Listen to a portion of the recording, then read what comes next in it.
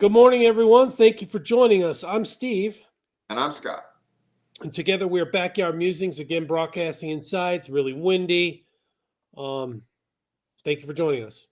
Yep, we are the Science and Technology channel. So, yeah, inside because we're suffering a late spring storm. So, winds Yeah. blowing and kind of cool outside. So, anyway. So this story really interesting, and it's a nod to all the people in Texas. And I hope my old Army buddy Twerp responds to this and talks about it. Beneath the towering Guadalupe Mountains of Texas lies a dramatic story of transformation. One part of an ancient sea, the fossilized Capitan Reef, now forms craggy peaks and iconic cliffs like El Capitan and Guadalupe Peak. So, not to be confused with El Capitan in Yosemite, this is Texas's El Capitan. This region, rich in marine fossils from the Permian period, was later buried and then uplifted by tectonic activity. Guadalupe Mountains National Park preserves this rare underwater-to-uplifted narrative, with hiking trails like the Permian Reef Trail offering a hands-on journey through Earth's ancient marine environments. On the park's west side, shimmering gypsum dunes contrast this geological grandeur with a surreal, ever-changing desert landscape. Would you like to know more? Okay, so we're going to look at this first slide here. And rocks that once lay beneath an ancient sea now rise to form some of the tallest peaks in Texas, which is known for being flat, right? Yeah. Towering above the Chihuahuan Desert in West Texas and southern New Mexico, the Guadalupe Mountains are part of one of the world's best preserved fossil reefs from the Permian period. This hardened layer of ancient plant and animal remains provides a detailed snapshot of marine life just before the mass extinction that ended the Permian period. Yeah.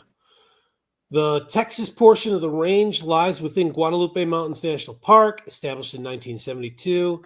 The park's boundaries, as you can see, are visible in the satellite imagery captured by OLI-2, Operational Land Imager 2, aboard Landsat 9, which we've put a lot of photos about Landsat 9 in our segments. And that was captured on July 7th, 2024. To the northeast, the fossil reef continues into New Mexico, where sulfuric acid has dissolved portions of the limestone, creating the vast underground chambers of Carlsbad Caverns National Park. Yeah, I've never been there, but I heard that's really, really cool. Yeah. And 1972 is when this park was established. That's fairly recent. That is recent. Yeah. So, I mean, this is near El Paso. I mean, had I known that when I was stationed at Fort Bliss about this, I would have taken a weekend to go over there and explore and see this beauty. I would have. yeah, I had, when I was younger, I had friends that their family vacations were specifically to go to Carlsbad Caverns. So, yeah, pretty cool. Okay, so during the Permian period, roughly 300 to 250 million years ago, this region sat on the edge of a shallow inland sea along the coast of the supercontinent Pangaea. Yep. Here, the Capital Reef formed, made mostly of sponges and algae. Fossils of other ancient sea creatures, including ammonites, Bivalves. bivalves, Yep. brachiopods, crinoids, snails, and trilobites have also been found throughout the area. So That's interesting. Any fans of those little creatures there, I apologize for butchering their correct pronunciation. So just letting you know. PSA. As sea levels dropped near the end of the Permian, the reef was buried beneath thousands of feet of sediment, preserving it over 200 million years. Then, around 20 million years ago, tectonic activity pushed these layers upward. Over time, erosion stripped away the softer rock above, revealing the more durable fossil reef. In addition to the Guadalupe Mountains, exposed portions of the Capitan Reef also form the Apache and Glass Mountains in Texas. Okay, so then we're going to look at slide number 2, right? There we go. Yeah, pretty cool. El Capitan, shown now on the screen, is a striking display of the fossilized reef and one of the more iconic vistas in Guadalupe Mountains National Park. Its sheer 1,000-foot high limestone cliff tops out at 8,085 feet, making it one of the 10 highest peaks in the state. One of Texas's highest mountains, including the very tallest, Guadalupe Peak at 8,751 feet above sea level, also in the park. So, yeah, for a state that's notoriously known as being flat, this is cool. But again, this is over on the western side, closest to New Mexico. Yeah. Completely fascinating. I'm totally fascinated by this story. People seeking a more immersive encounter with the deep past may find it in the park's northeast corner. The Permian Reef Trail brings hikers close to fossil beds and serves as a tour through the former marine environment from seafloor to reef. So just imagine like the Great Barrier Reef from the Australian coast. Now imagine that millions of years later, the water goes down, it raises up, fossilized. I mean, it's something like that. It's a reef that now we can see. It's really cool. Yeah. Okay, it ascends the north side of McKittrick Canyon. The canyon itself is sometimes referred to as the most beautiful spot in Texas, and a trail winding through it is popular for viewing autumn colors. The western side of the park offers an entirely different sort of landscape. There, piles of bright white gypsum grains form dunes up to 60 feet tall. The dunes are located in a low-lying basin with no outlet.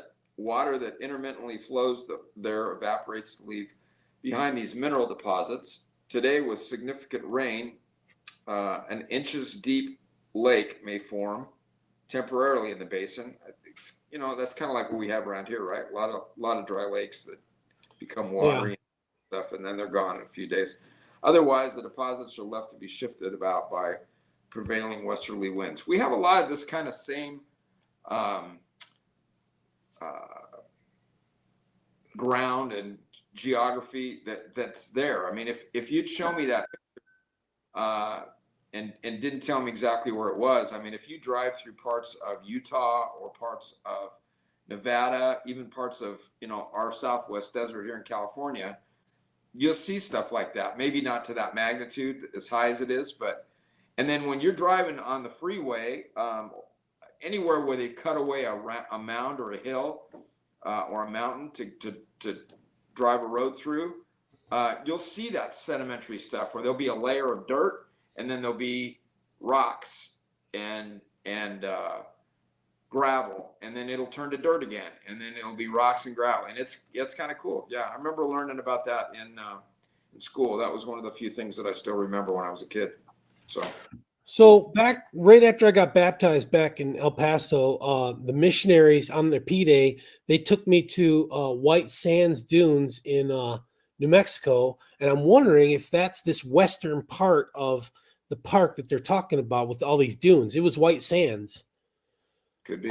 Had a lot of fun going down the dunes, doing flips and whatever. I was 19, 20 years old, So we have a similar situation not too far from here. It's a couple hours away. It's called the Kelso Sand Dunes. It's in between Baker and on the 15 freeway and the 40 freeway south of that. It's called Kelso Sand Dunes, and it's fascinating. Wow. Yeah, I remember going there with a youth group from our church, and then one of my grandsons was just out there with his youth group. And they go out there and got to hike to these dunes, and they go out there and they slide down them on devices or just roll down them like you say or whatever. So yeah, pretty cool if you're into that kind of stuff. So, and they haven't been messed up like Glamis or Dumont where they've allowed. It's protected. You can't take motorized vehicles out on them. So, but they're constantly changing with the wind and the weather and stuff we have here. So pretty cool. All right, folks, we'll catch you on the next one. Take care, everyone. Have a good day.